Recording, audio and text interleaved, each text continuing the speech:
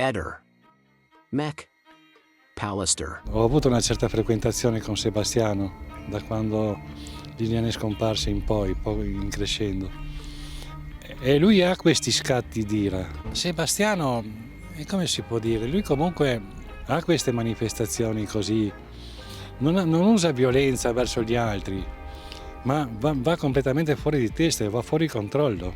Questo sì, urla, impreca, batte i pugni, ma però questo secondo me non fa testo riguardo alla morte di Liliana. È una sua caratteristica, è un suo modo. Certe cose lo colpiscono a livello emotivo veramente molto forte e là perde il controllo di sé. Questo non vuol dire che possa fare violenza fisica con qualcuno. Adesso è venuto fuori e ha fatto molto scalpore che Sebastiano ha detto che secondo lui si è trattato di un incidente. Io l'ho detto da subito, si è trattato di un incidente. Liliana è morta perché ha subito una violenta aggressione verbale e fisica. Da parte di chi non saprei dirti. Però questa è la realtà. Lei, lo scompenso cardiaco acuto le è venuto a seguito dell'aggressione verbale e fisica che ha subito. Un omicidio avvenuto di prossimità. Tutte le persone che ruotano attorno, la morte di Liliana è stata provocata involontariamente da qualcuno che non aveva nessuna intenzione di ucciderla, è stato un incidente. Nel video precedente avevo riportato questi due screen con gli orari in cui l'albergatrice il 18 parla con Sebastiano. Come potete vedere, perché qualcuno ha ipotizzato che l'albergatrice faceva stalking nei confronti di Sebastiano, una delle due chiamate la fa l'albergatrice, ma l'altra chiamata la fa Sebastiano l'albergatrice.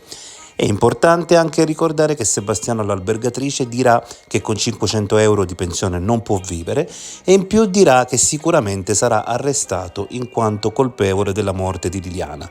Pochi giorni dopo però invece le dirà che non sarà più arrestato, esprimendo la convinzione, che poi riporterà anche alle TV, che l'assassino di Liliana non sarà mai identificato.